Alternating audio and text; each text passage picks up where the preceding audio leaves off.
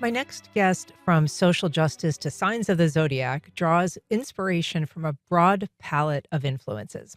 Here to tell us about the world premiere of his newest symphonic suite is Grammy nominated composer, curator, and activist, Carlos Simon. Good morning. Good morning, Anne. It's a pleasure to be here. It's wonderful to have you here. The Zodiac Symphonic Suite was commissioned by the Jacksonville Symphony Orchestra. Can you tell us how a commission like that works and why you decided to focus on the Zodiac as your theme? Yeah, well, I got a call from the administration at the Jacksonville Symphony about maybe 3 years ago, actually, and they asked me if would be interested to write a piece for them. Carte blanche, so and with a given time in 20 minutes, I have 20 minutes to write not 20 minutes of 20-minute piece rather. And so I took some time to think about what I wanted to write, and usually my pieces they come from my personal interests, my convictions personally, and how I feel about things and where I am in that moment.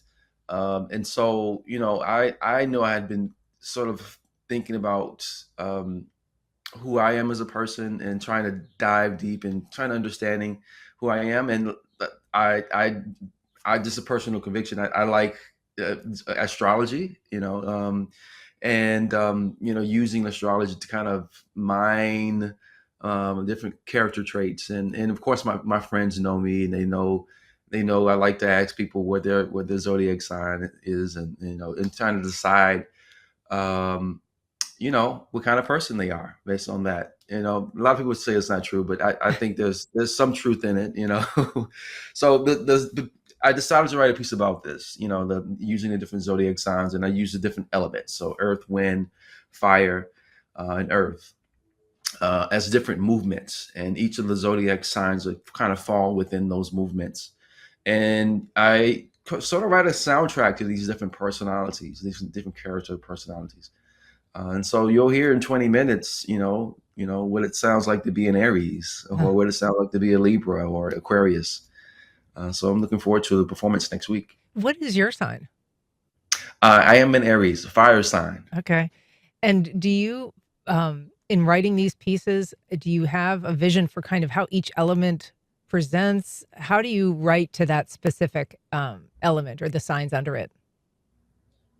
Yeah, well, it's really about, I think of it as a movie, visual element. If I'm speaking to someone who's an Aries or Sagittarius, fire sign, and usually very um, uh, and adventurous, ambitious, but also usually the party, people in the life of the party, if you will. Mhm.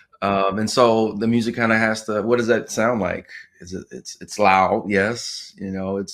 I use rhythm, so it's like a party, and sort of like creating a soundtrack to this person. If this person walked in the room, what would the music sound like? Mhm. And that's the question I'd ask myself as I'm writing music. So the world premiere of this composition is June 6th and 7th here in Jacksonville. And the program also includes Aaron Copland's Third Symphony and George Gershwin's An American in Paris. How do you think that those pieces complement the work that you've created?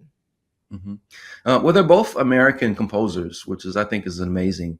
And it's really an honor to kind of have my music sit alongside these great composers. I'm a huge fan of Copland, Aaron Copland, and George Gershwin.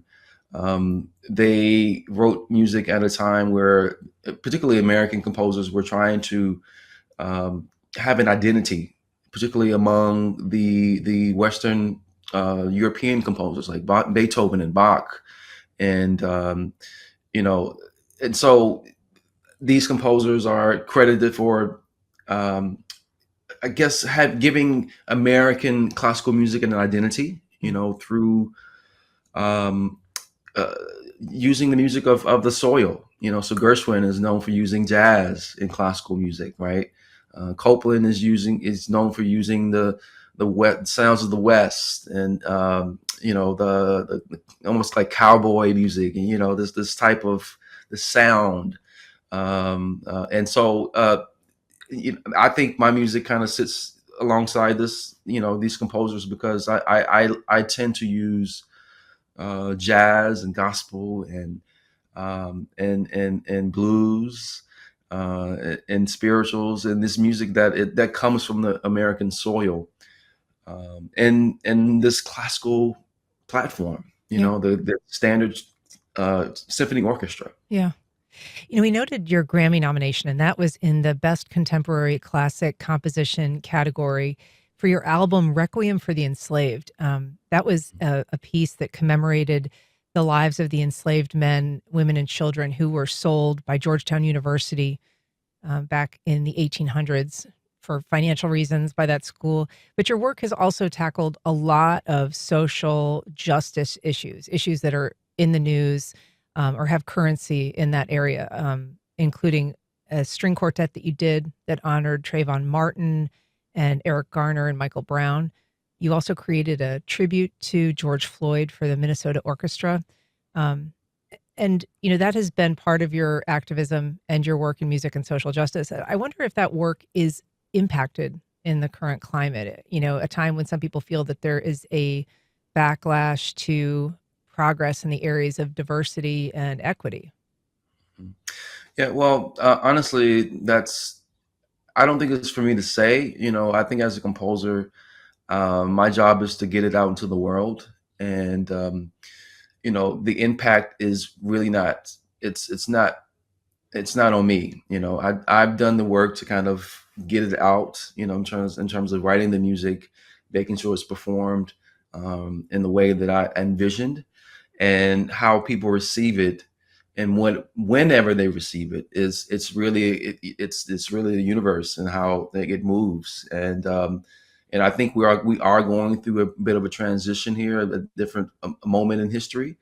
um but I feel like I would hope that my music will stand the test of time, and 50 or 60 years from now, hopefully we'll listen to the piece that I wrote, pieces that I've written, and it will be sort of a, a document, a historical document, to say that this is what was happening in 2022 or 2017, because this composer said, was talking about it in his music.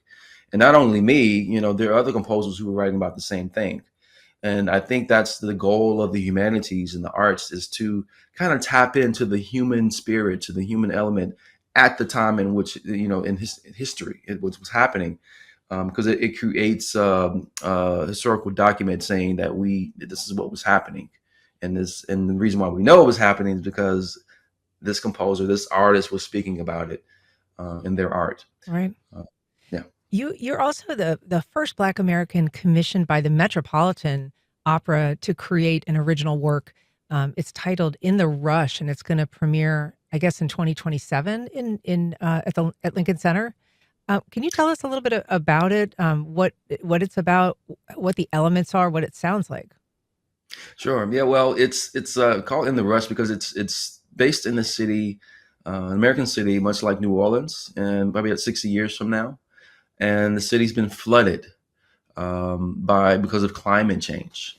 And with this tragedy that's happened on the city, and it's a very cultural city. You think about New Orleans, that has, like, all the bustling things like Carnival and Mardi Gras, and these types of things that are culturally rich, but it's been lost because of a flood.